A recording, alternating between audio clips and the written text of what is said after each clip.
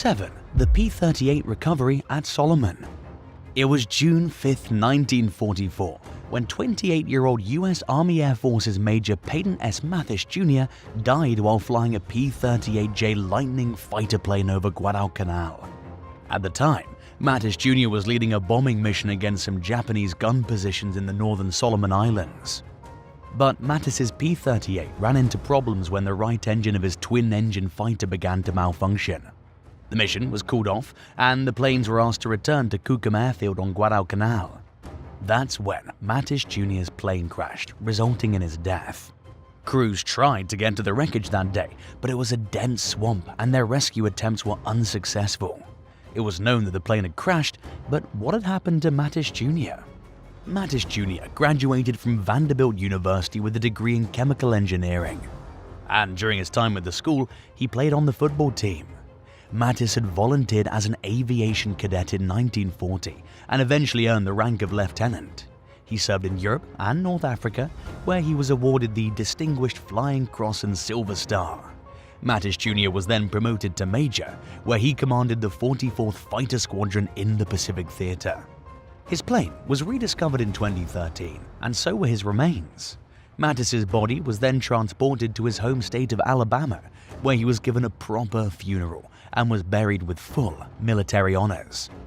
The Lockheed P-38 Lightning was conceived by Clarence Kelly Johnson in 1936, and construction work began the following year.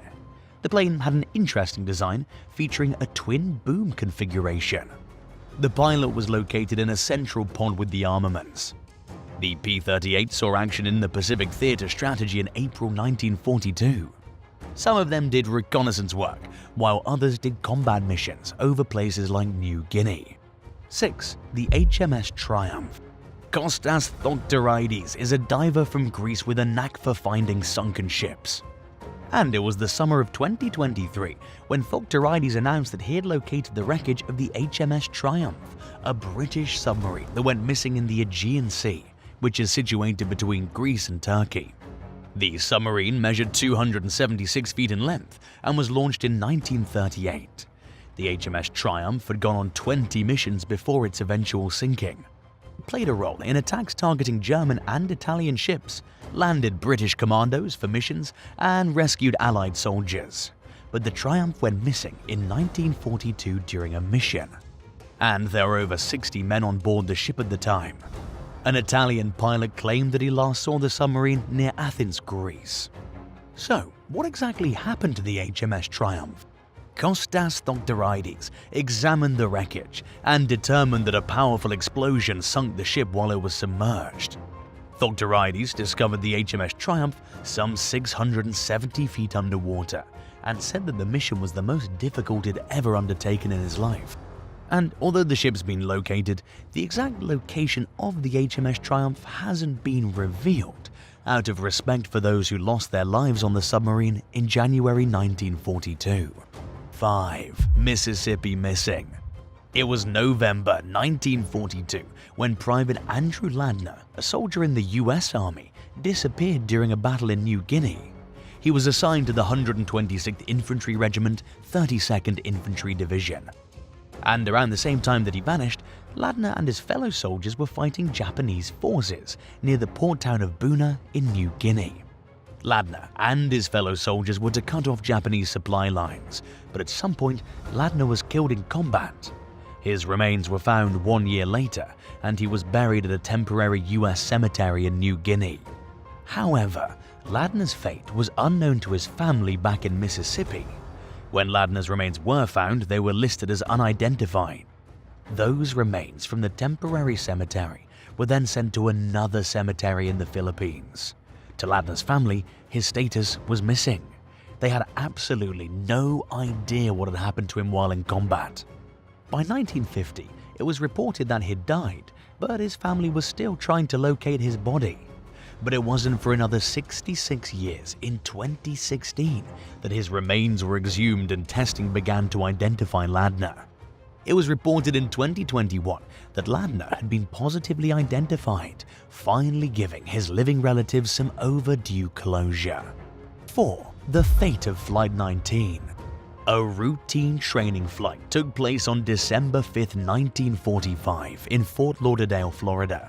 5 TBM Avenger torpedo bombers departed from the Naval Air Station, and they were to take part in a 3-hour training exercise known as Navigation Problem Number 1. During the mission, they were to follow a flight path and at some point successfully drop their torpedoes. The 5 planes were known as Flight 19, and their tale is a mystery for the ages. Flight path was triangular in shape, and the 5 planes were to pass over the infamous Bermuda Triangle, a section of the North Atlantic Ocean where planes and ships have disappeared without a trace for years. This area is about the size of the state of Alaska, around 500,000 square miles. The training mission was going smoothly for Flight 19, but everything quickly turned into chaos.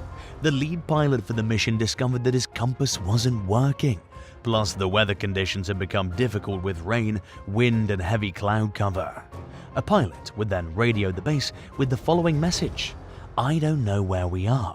We must have got lost after that last turn."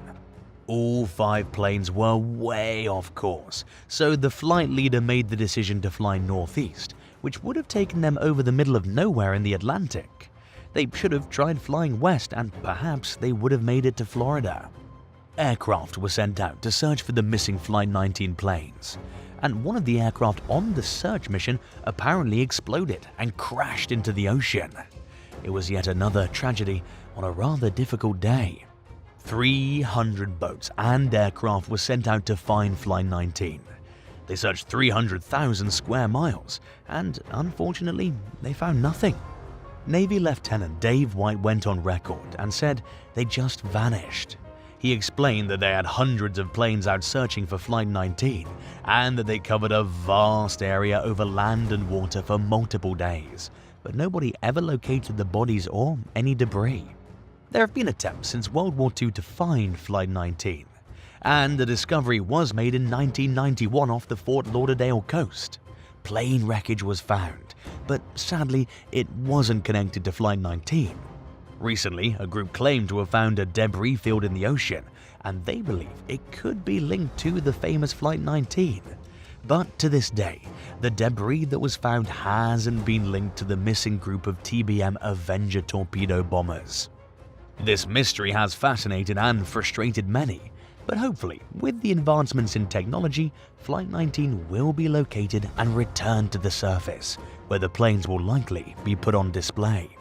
What's your favorite book about World War II? Let us know in the comments below, and if you haven't already, be sure to subscribe to the channel. 3. The Indianapolis Crew. The USS Indianapolis was a warship used by the United States Navy during World War II. Built in Camden, New Jersey, the USS Indianapolis was launched in 1931. It was 610 feet long, and it was armed with 8-inch guns and 5-inch anti-aircraft guns. Used in the Pacific Theater, the USS Indianapolis became the flagship of the US 5th Fleet in 1943. The warship was involved in the 1945 bombardment of Iwo Jima, a Japanese island of critical importance. Control of Iwo Jima put the US and Allied forces some 750 miles from Japan. And that's when B29 bombers were sent to the island so they could begin a bombing campaign in Japan. The first nuclear weapon was successfully detonated in July of 1945 in the New Mexico desert in Los Alamos. Then later that month, the USS Indianapolis was ordered to sail to San Francisco to pick up cargo. Captain Charles B. McVay III was the commanding officer for this voyage, and had been the commander of the ship since November 1944. It's unknown who on the USS Indianapolis knew what was in the cargo, but it was parts for an atomic bomb. From San Francisco, the USS Indianapolis sailed to the island of Tinian, which is situated north of Guam. The atomic bomb parts would be assembled on Tinian and would become the atomic bomb dropped on Hiroshima in August of 1945. From Tinian, the USS Indianapolis sailed west to the Lake Gulf in the Philippines. The trip would cover an estimated 1,300 miles, and the ship was set to arrive on July 31st. The plan was for the Indianapolis and crew to join up with the fleet at Lake Gulf to prepare for an invasion of Japan. Some 1,196 people were on the USS Indianapolis, and the trip wouldn't be an easy one, as Captain McVeigh was ordered to sail a zigzag pattern to avoid Japanese submarines. This was likely due to the fact that the USS Indianapolis wasn't equipped with sonar to detect submarines. Also, a request had been submitted for an escort ship, but it was denied. Some who've studied this case believe that McVeigh followed the zigzag rule but didn't follow the orders to their fullest. Some also state that McVeigh didn't see any submarine threats to his ship since their mission was top secret. The USS Indianapolis was halfway to the Lake Gulf when sometime around 10:30 p.m. on July 29, 1945, a Japanese submarine, the I-58, attacked. Under the command of Iko Hashimoto, the submarine measured a whopping 300 feet long. 3 to 6 torpedoes were reportedly fired, but only 2 of them struck the USS Indianapolis. One torpedo damaged the ship's bow when it hit an area of the vessel with fuel containers. The second torpedo was a direct hit in an area known as the powder magazine, a section of the ship where gunpowder was kept. And as a result, smoke and fire engulfed the ship as water rushed in. The USS Indianapolis was seriously damaged, and the crew had mere minutes to evacuate. McVeigh reportedly told the ship's navigator to radio for help, but the torpedoes took out the ship's power, rendering the radios useless. An order was then made to abandon the ship. McVeigh remembered that the vessel rolled over to a full 90 degrees, and then everything became a chaotic mess. Those who survived the 2 torpedoes were now caught in a living nightmare. Life vests were worn by some of the sailors in the water, while others were lucky enough to be in life rafts. Those without life vests struggled in the mighty waters. Debris from the ship was clung to by survivors, as it was all they had to stay afloat in the Pacific. And some of the men in the water were injured, burned, and bleeding. Then, unfortunately, the explosion from the USS Indianapolis and the blood in the water caught the attention of sharks in the vicinity. The USS Indianapolis wasn't reported overdue for some 54 hours. It's believed that due to the secretive nature of the USS Indianapolis mission, it took the Navy that long to launch a search for the ship. The men were found by accident when a Navy aircraft on a patrol mission spotted the men in the water. The amphibious aircraft, a PBY Catalina, dropped rafts to survivors. The captain and crew also decided to attempt an unbelievable rescue by landing their plane on the water. They landed on the rough and treacherous waters of the Pacific, and amazingly, they managed to rescue some of the surviving men. Some of them even held onto the wings of the plane with parachute cords to survive. Miraculously, an estimated 56 men from the USS Indianapolis were saved by the plane. A destroyer called the USS Cecil Doyle was one of the many ships that was sent out to rescue the men. Some 320 survived the ordeal, but 4 men died in hospitals following the incident, moving the total to 316 survivors. A difficult task for the Navy was to get the correct list of those who died and those who survived the ship sinking. It was 2018 when the Navy announced that the number of survivors was 316 and not 317. The issue involved the name of Clarence William Donner. He was listed as a surviving member of the Indianapolis, but he wasn't on the ship when it was attacked. In reality, Donner survived the war and was discharged in 1946. 2. The Albaore Mystery.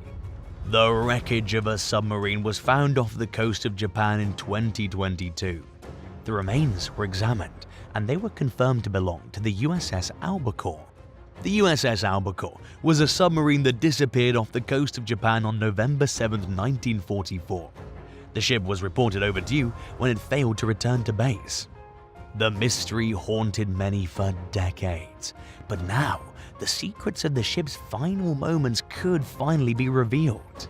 The USS Albaore had a crew of 85 men when it went missing. It was commissioned in 1942 and was considered a star for the US Navy. It measured a hefty 311 feet in length. It was responsible for sinking at least 10 enemy ships during the war, and it was labeled as one of the best at getting the job done. The victories led to the USS Albaore receiving 9 battle stars and 4 Presidential Unit citations. Sometime on or before November 7, 1944, the USS Albaore hit an enemy mine while submerged. The damage caused the submarine to sink, taking all 85 men with it to a watery grave. The submarine and crew were listed missing for many years, and families of the victims were distraught because nothing was on file concerning the fate of the men.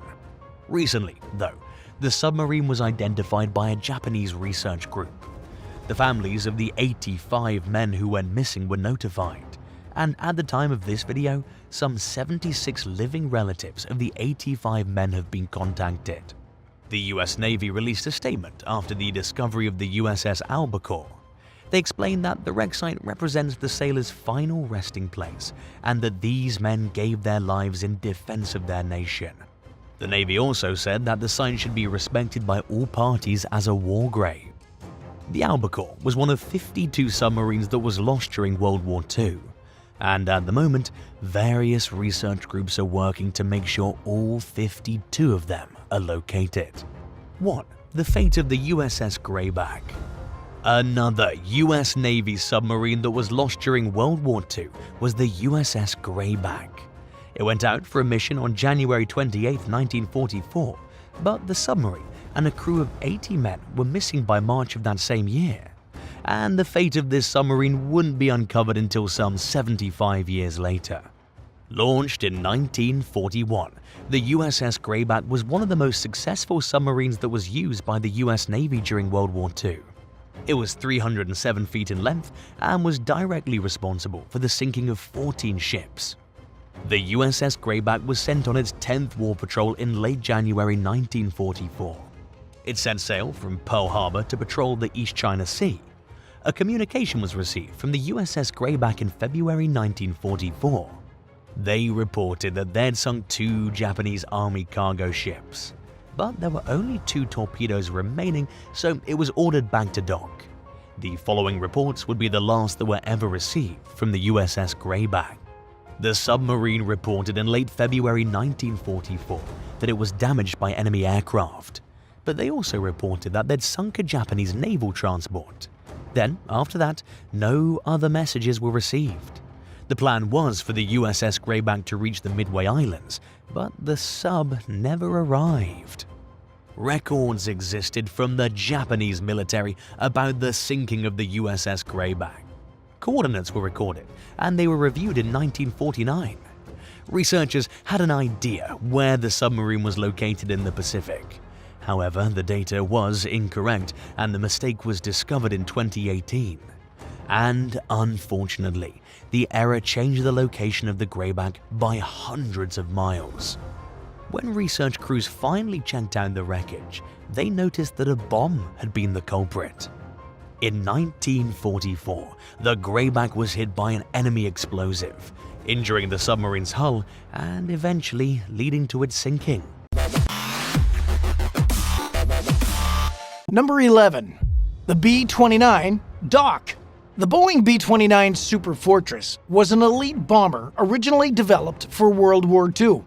It was truly an amazing and unique weapon of war that could reach speeds of up to 400 miles per hour and fly a mission 2,500 miles away while loaded with 2,000 pounds worth of bombs. The B29 Super Fortress had a wingspan of 141 feet and was 99 feet long. There were 2 bomb bays to keep the B-29 balanced, and it was able to hold a crew of up to 14 people. One B-29, called Dock, was built in Wichita, Kansas in March 1945 and was never used a single time during the war. It was used as a trainer during the 1950s and for radar calibration.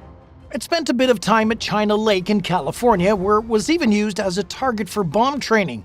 The plane earned the nickname Dock since it was part of a group of 7 planes called the Seven Dwarves.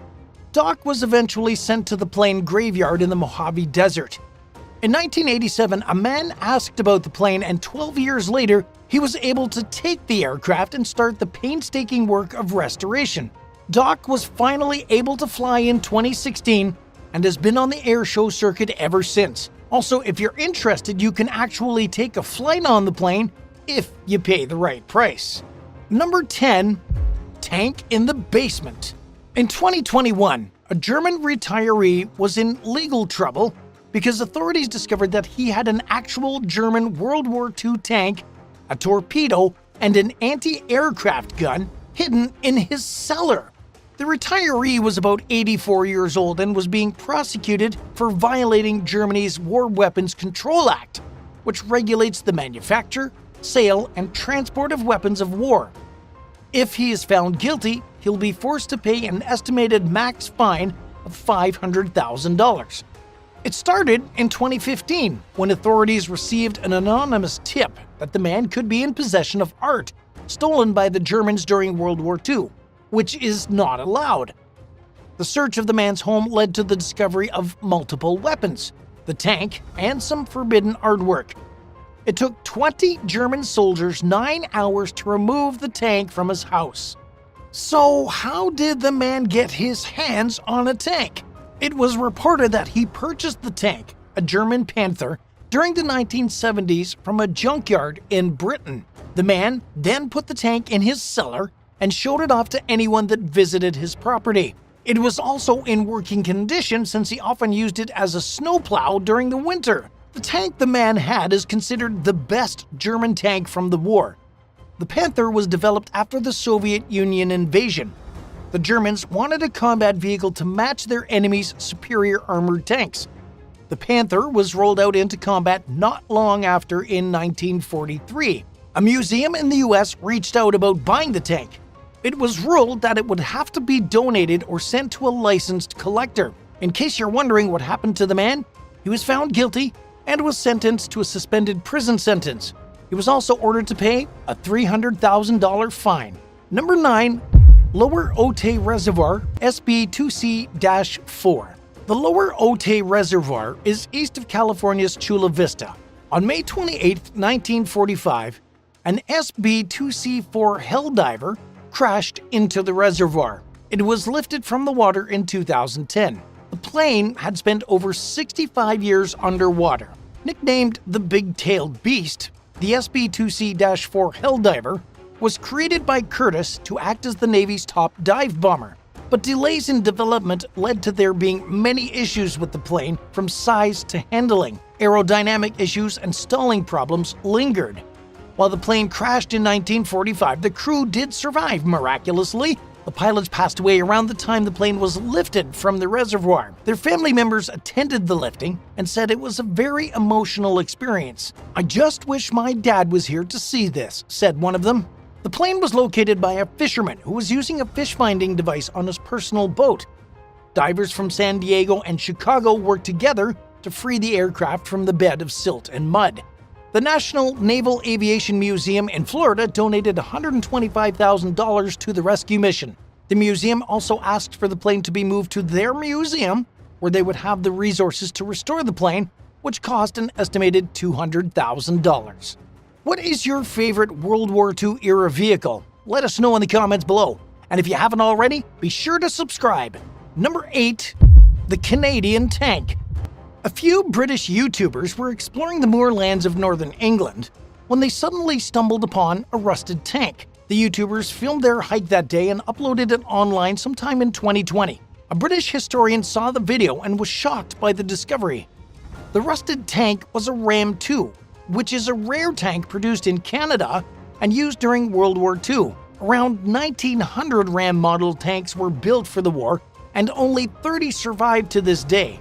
But the Ram II model discovered was one of 100 that were built during their peak. The Ram was built in 1941 by Canada to sell to the UK for the war. These tanks were built, but the Ram II was used at Normandy by the Canadian military. The tank was also used in reconnaissance missions and for transportation. A few Ram II tanks were given to the Dutch military after the war to arm their military. The tank that was discovered in Britain already had its turret removed. It's actually pretty amazing that this Ram II model was found, since a large number of Ram-style tanks were completely scrapped after the war. Number 7. The B-25 in South Carolina. A World War II-era B-25 training airplane found in South Carolina's Lake Greenwood has been set up on display for the local community.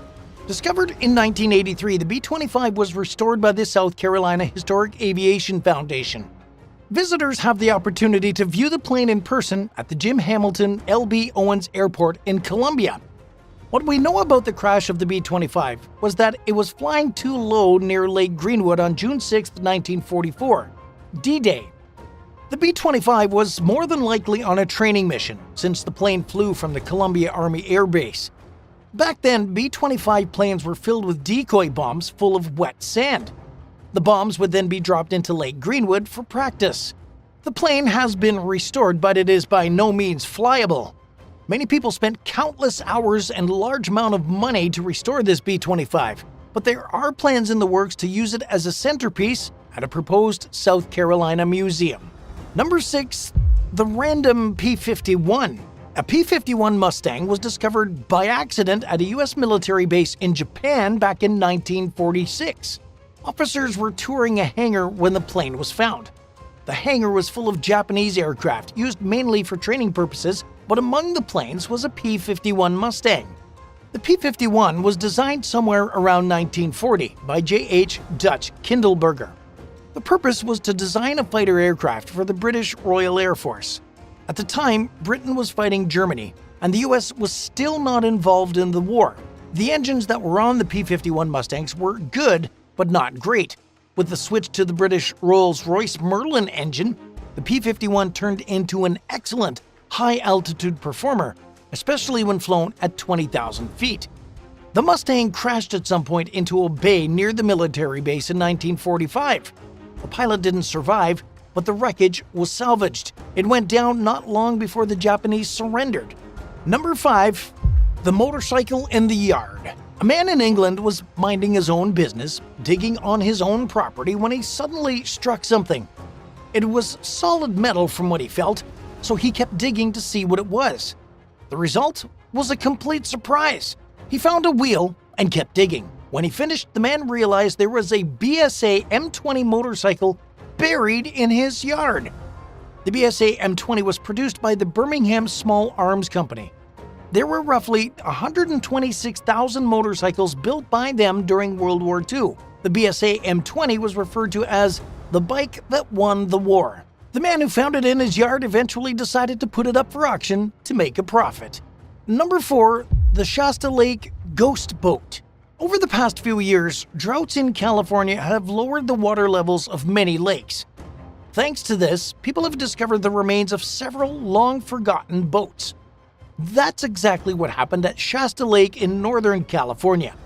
There had long been rumors of a sunken World War II-era boat at the lake. A man in California decided to check Shasta Lake in hopes of finding a Higgins boat, which was used during World War II to transport troops and conduct beach landings. The Higgins boat was deployed in both the European and Pacific theaters. The Higgins boat was used for both D-Day and Iwo Jima. The man that discovered the boat in Shasta Lake was confused by why it was even there. What we do know is that about 23,000 Higgins boats were built for World War II. They were built in Nebraska and equipped with a bow ramp as well as guns to send troops into battle into shallow waters.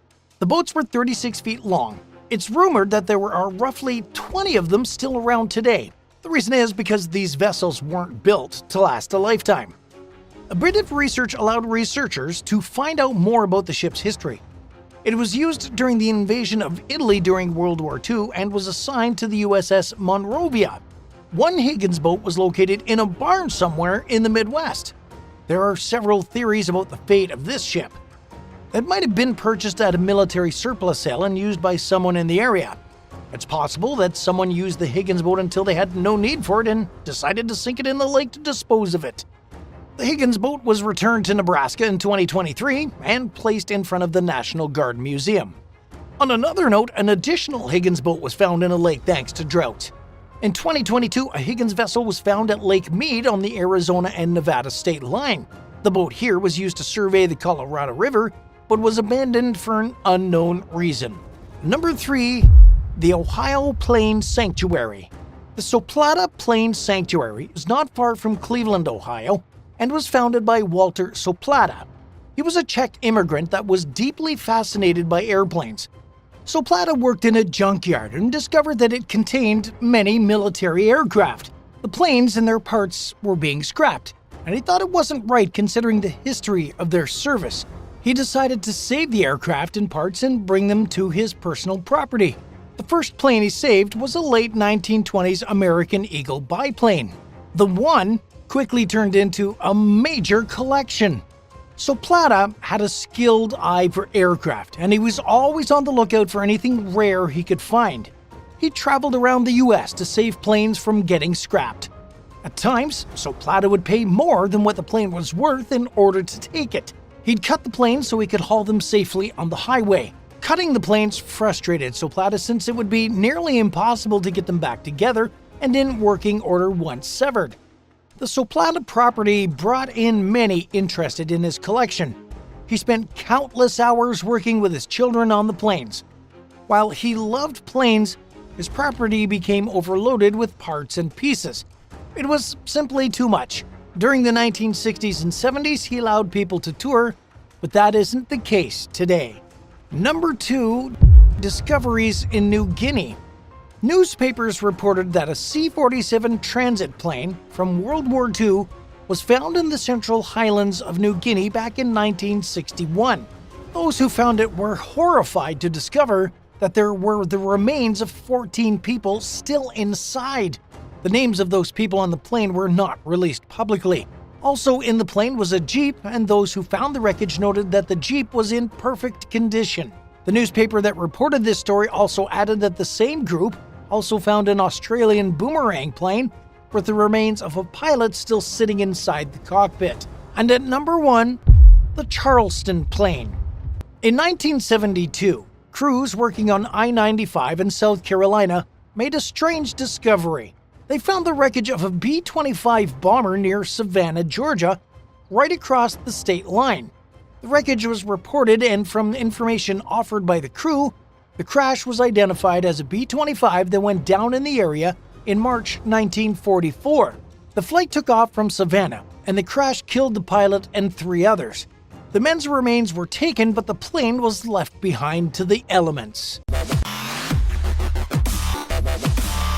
At number 9, the Messerschmitt ME262 Schwab Swallow. Yes, there were jet engine planes developed during World War II. Nazi Germany began developing plans for jet engines in the late 1930s. The Messerschmitt ME262 was designed in 1938, and it had its first test flight in April of 1941. While they were able to test their jet engine plane, it wasn't great because the technology was in an early stage. Germany achieved a takeoff with a jet engine in 1942, but this technology didn't exactly take off in the country. But why is that? The Allied forces knew Germany was trying to develop their superior technology in the air, so the Allies made sure to bomb German airfields to slow down and deter progress. Also, Allied planes would attack bases where the ME262 were taking off or landing because that was when they were at their most vulnerable. Allied pilots that faced the ME262 were shocked at the speed and agility of these planes, and around 300 of these planes saw combat during the war. According to the National Air and Space Museum, the ME262 Schwab utilized 2 Junkers Jumbo 004B turbine engines and featured streamlined swept wings along with a formidable arsenal of 4 30mm cannons. Boasting a top speed of around 549 miles per hour, the 262 outpaced the renowned North American Mustang by 120 miles per hour at equivalent altitudes. And while it may not have matched the Mustang's agility, the ME262 could enter or exit combat at its discretion.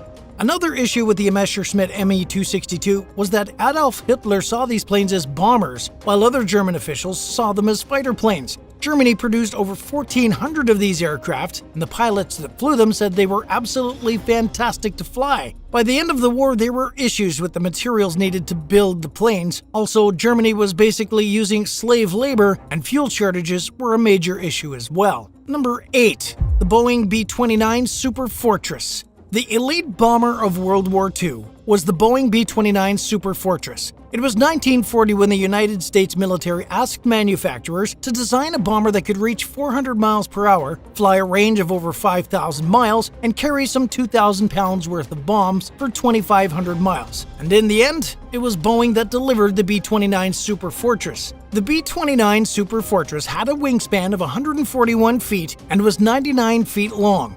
There were 2 bomb bays to keep the B-29 balanced, and the aircraft was able to hold a crew of 10 to 14 people. According to the Encyclopedia Britannica, the B-29 was equipped with 10 50 caliber machine guns and a single 20mm cannon. And remote control allowed 4 of the gun turrets to be operated from any of the 5 sighting stations on board. The B-29 was first used in 1944 for a bombing mission over Bangkok, Thailand. It would then be used for bombing missions over Japan. The B-29s were armed with firebomb clusters for their Japanese missions. And during those operations, the B-29s hit some 63 cities and destroyed a large number of buildings and homes. The B-29s did so much damage that a reported 8 million Japanese people were homeless due to the bombing missions. The most infamous bombing mission by the B-29 was the atomic bomb drops on Hiroshima and Nagasaki in August of 1945. Number 7. The P51 Mustang. Perhaps the most dominant plane the US military used during World War II was the P51 Mustang. When this plane was paired with the British Rolls-Royce Merlin engine, the single-seat, single-engine P51 became a feared weapon in the skies.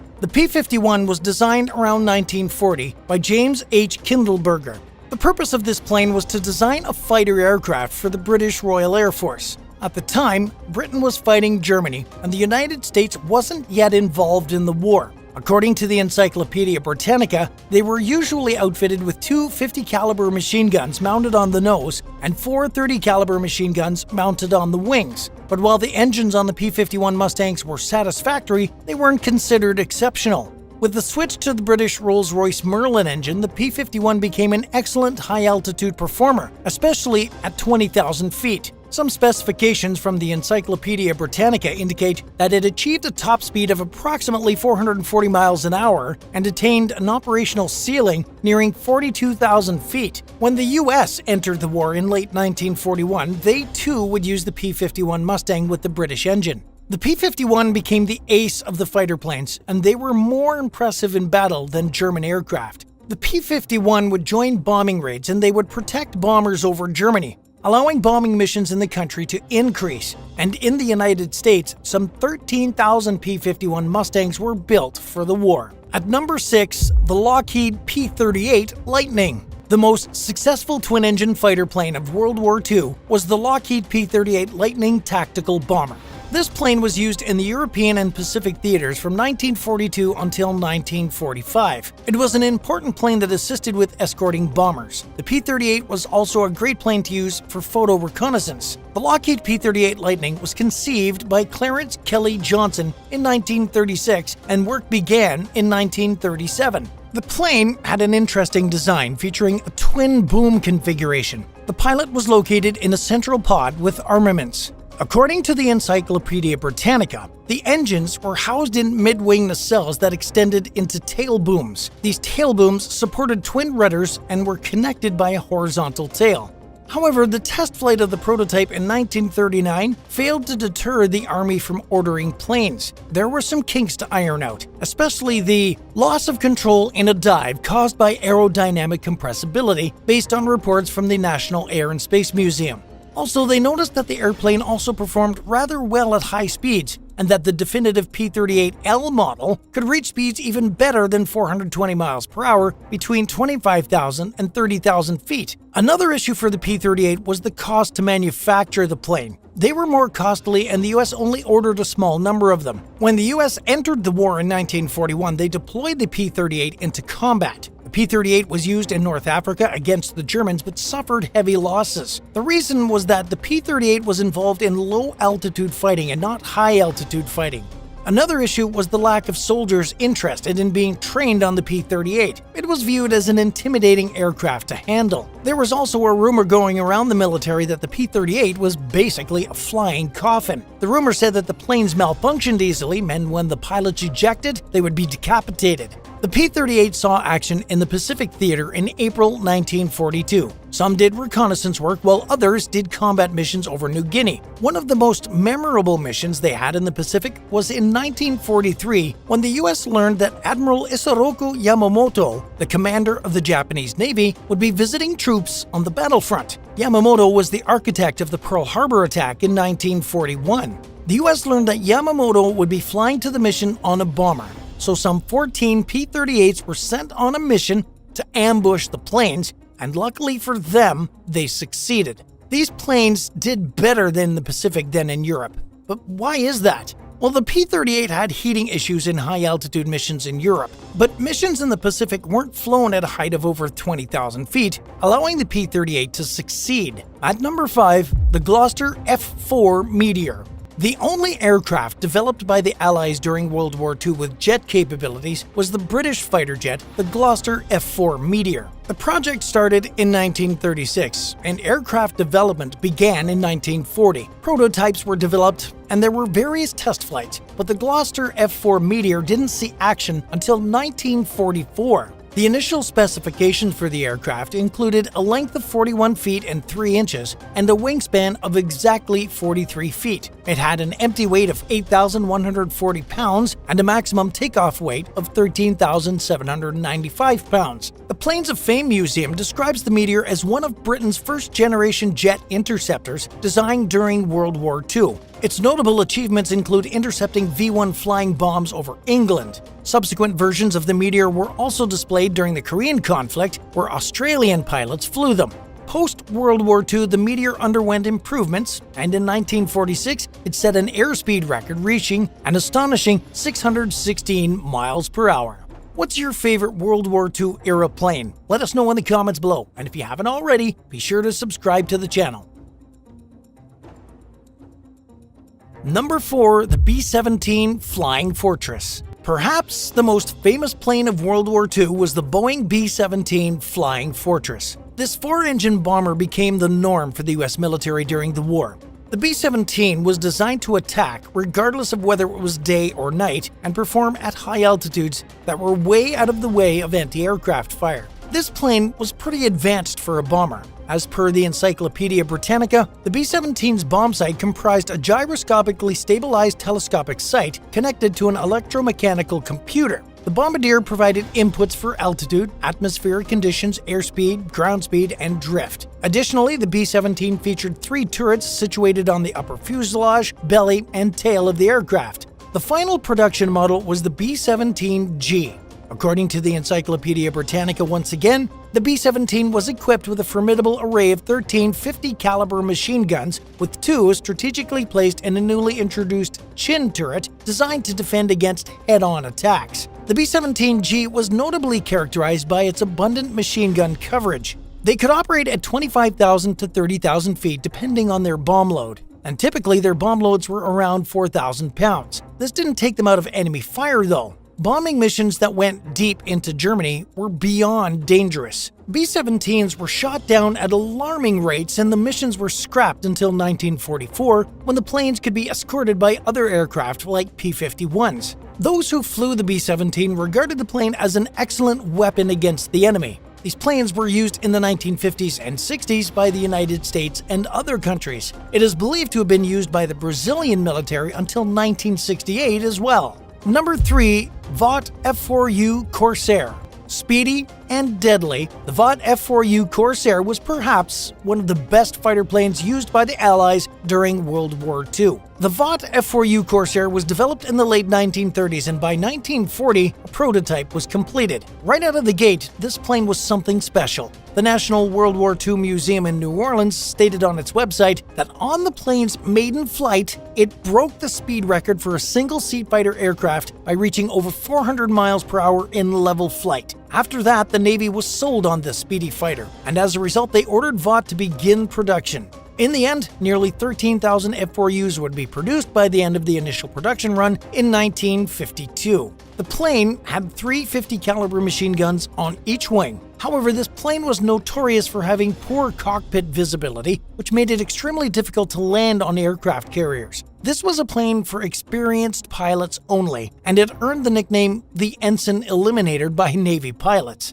In 1942, the Corsair was used by the Marines, so the planes were landed on airstrips rather than naval aircraft carriers. By 1943, they were using the Corsair in the Pacific Theater to fight the Japanese. According to the National Air and Space Museum, the F4U had an instant influence on the Pacific Air conflict. Pilots could capitalize on the Corsair's speed and firepower, engaging Japanese aircraft with superior maneuverability only when conditions favored the Americans. Devoid of armor or self-sealing fuel tanks, no Japanese fighter or bomber could endure the concentrated barrage from the 650 caliber machine guns mounted on a Corsair for more than a few seconds. One pilot who flew the Corsair was Charles Lindbergh, the man who made the first solo non-stop transatlantic flight. Lindbergh was assigned to bombing missions, and he dropped the first 2,000-pound bomb on an atoll. These planes would see plenty of action following the war. They were used in the Korean War and were among the favorites of pilots of the airshow circuit. Number 2, the Mitsubishi A6M0. One of the best Japanese planes for World War II was the Mitsubishi A6M0. This was their most produced aircraft and was the typical aircraft for pilots to fly during the war. This plane was developed during the 1930s and was essentially the main fighter plane the Allies faced during the Pacific Theater. This was a great plane for aircraft carriers, as it was fast and easy to maneuver. The Zero was used by the Japanese in their invasion of China, and it was an aircraft used during Pearl Harbor. When the United States faced the Japanese in the Pacific, they soon learned not to take on these planes in a dogfight. These aircraft were armed with two 20mm cannons and two 7.7mm machine guns. The Zero could hit 316 miles per hour and was used by the kamikaze pilots on their suicide missions. And at number 1, the Yakovlev Yak III. One of the top planes used by the Soviet Union during World War II was the Yakovlev Yak III.